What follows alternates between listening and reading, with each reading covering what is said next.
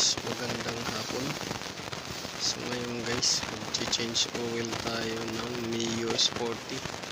Ito. So Mio Sporty. So kunting tips lang guys. So alin ba yung mas maganda mag-change oil? Yung mainit pa yung makina or yung malamig na yung makina or naka-overnight parking na? So tips ko lang para sa akin, so mas maganda mag-change oil kung nakapahinga na yung makina or naka-overnight parking, dahil lahat ng langis nandun na sa baba, nakababa na lahat ng langis, lahat ng dumi nandun na rin sa baba, at saka malalagyan nyo ng tama sa level pag nasa baba na lahat ng ano. So yung dumi nasa baba, yung langis lahat nasa baba, at saka yung level masusukat na ninyo dahil lahat ng langis nasa baba.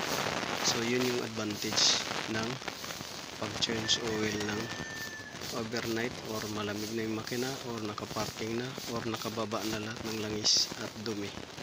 So yan yung advantage guys.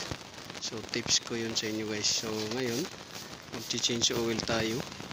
So ang unang gagawin natin yan guys ay ito.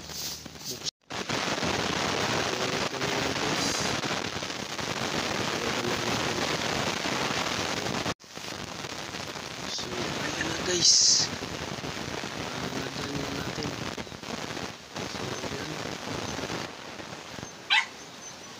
Filler cup gamit ito, nut screw dito na.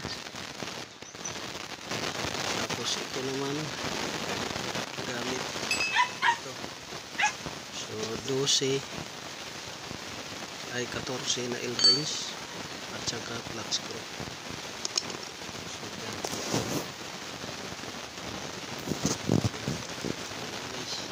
So normal lang yun guys na matapon dyan dahil masyadong malapit sa center stand. So yan, try na natin.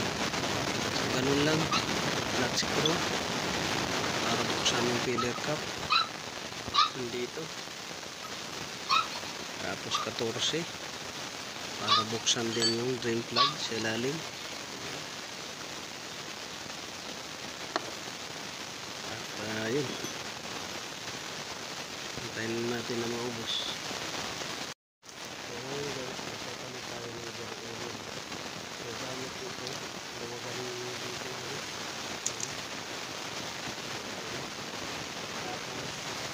ito naman sa ilalim 12. So gamit yung 12 ito.